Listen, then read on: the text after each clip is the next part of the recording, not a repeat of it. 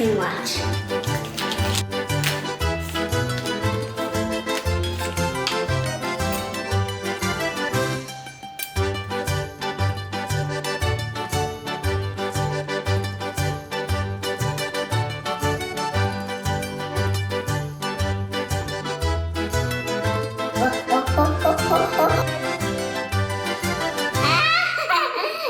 Is this the best slime ever? And crazy. Oh, it sticks to my hand. I need to go wash my hands.